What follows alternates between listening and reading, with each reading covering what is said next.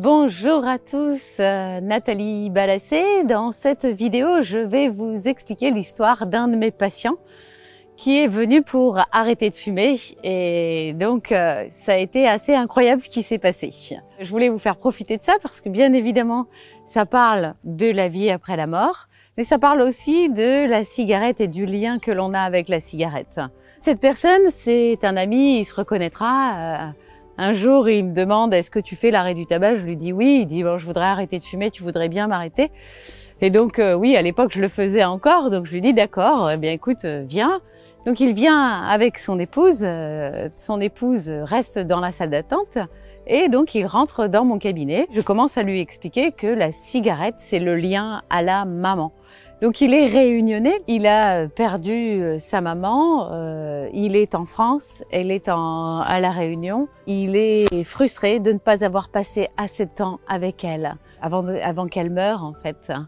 Et donc je lui dis que la cigarette, c'est quand on tire sur une cigarette, c'est un peu comme si on voulait tirer sur le sein de la maman. Parce que quand un bébé qui n'a jamais connu la faim dans le ventre de sa mère sort du ventre de sa mère, première chose dont il a besoin, c'est de se nourrir et du sein de sa mère pour retrouver l'odeur, le contact. Et aussi, donc, dès qu'il a faim, eh bien, à chaque fois, il a besoin de retrouver soit le sein, soit le biberon. Et immédiatement, il s'apaise, tous les muscles se décontractent et parfois même, il s'endort au biberon et il s'endort aussi au sein de maman. Donc, la cigarette, d'ailleurs, vous le savez pour ceux qui fument, que la première des cigarettes, ça décontracte justement tout le système musculaire et vous avez le sentiment de vous sentir mieux, de vous sentir décontracté, relaxé. Voilà, vous ressentez un certain bien-être. La relation, tout ce qu'on met dans la bouche, en fait, ça a relation avec la première chose qu'on a eue dans la bouche quand on était bébé. Donc, je lui explique ça. Il me dit « Ah bon ?» et donc il me parle de sa maman, etc. Et puis, à ce moment-là, j'ai travaillé avec lui, avec une technique de libération émotionnelle, de EFT, pour mettre en dehors les émotions qu'il ressentait, toute la frustration de ne pas avoir été auprès de sa maman, la difficulté qu'il avait à accepter le deuil, etc., etc. Bref, je continue de travailler avec lui là-dessus. Et puis, à un moment donné, moi, je ressens souvent les choses que ressentent mes patients. Et à un moment donné, je pensais qu'on avait terminé, mais je ressens une boule dans la gorge. Bon, mais je m'étais levée déjà, et donc je vais près de mon bureau. Il me dit, voilà, je lui dis, tu peux aller chercher ta femme dans la salle d'attente. Et puis au moment où il va prendre la poignée de la porte, paf, il reçoit une grosse décharge dans la main. Ça a cassé ma serrure. On n'a jamais pu ouvrir pour aller dans la salle d'attente.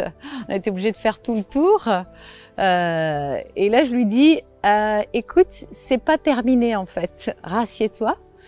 Effectivement, c'est comme s'il y avait quelque chose qui n'était toujours pas digéré, qui était resté coincé dans sa gorge. Et donc, je lui dis, écoute, moi, j'ai senti une grosse boule dans ma gorge. Tu l'as pas senti? Il me dit non. Je lui dis, bah, moi, je le sens. Et au moment où il se rassoit, il dit « Ah oui, c'est vrai que je ressens quelque chose aussi ». Il y avait encore un truc qu'il avait toujours pas digéré par rapport au décès de sa maman. Et je lui dis « Ça, la décharge, excuse-moi, mais je ne sais pas d'où elle sort. Je ne sais pas d'où elle vient. » C'est lui qui l'a pris. Hein. Il m'a dit « J'ai reçu une sacrée châtaigne. Mais qu'est-ce que c'est que ce truc ?» Je lui dis « T'inquiète pas, il se passe toujours des choses bizarres, hein, des fois dans mon cabinet. C'est normal. À mon avis, ta maman, elle a dit « Non, non, c'est pas fini. Il va falloir terminer le travail. » Et donc, je l'ai fait se rasseoir. J'ai continué à travailler avec lui sur la libération émotionnelle. Et puis après, j'ai vraiment senti que là, le travail était terminé. Et du coup, on n'a pas pu aller chercher sa femme qui se posait beaucoup de questions quand même dans la salle d'attente. Il a fallu qu'on sorte par la porte de sortie, puis qu'on re-rentre par la porte d'entrée pour aller la chercher. Et puis moi, il a fallu que je répare ma serrure après parce qu'elle était cassée. Hein, voilà. Donc tout ça pour vous dire que sa maman de là-haut, elle veillait sur lui. Elle s'est dit non, non, il y a un truc qui n'est pas encore terminé. Elle nous l'a fait savoir. Et en plus, aujourd'hui, je peux dire que s'il me regarde, hein, chaque fois, il me fait la blague en me disant « Hey Nathalie, j'ai repris à fumer ». Et c'est pas vrai. Ça fait des années maintenant et il a jamais repris à fumer. Aujourd'hui, il est toujours non-fumeur et très content de ça, malgré sa femme qui fume, elle. Donc, comme quoi, il a jamais plus eu l'envie de retoucher une cigarette. grâce à sa maman, grâce à la libération émotionnelle, grâce à tout ce travail qu'on a fait, et grâce à lui surtout qui avait aussi cette envie furieuse d'arrêter de fumer. Parce que la cigarette, malheureusement, c'est quand même, on raccourcit notre vie. Certains disent que c'est 7 minutes de vie en moins. Moi, je pense aussi que c'est comme un mini-suicide, entre guillemets, puisqu'on raccourcit notre durée de vie. Donc, c'est qu'on veut rejoindre quelqu'un. Et là, lui, en l'occurrence, il voulait rejoindre sa maman plus vite parce qu'il trouvait plus de sens à sa vie depuis qu'elle a été décédée.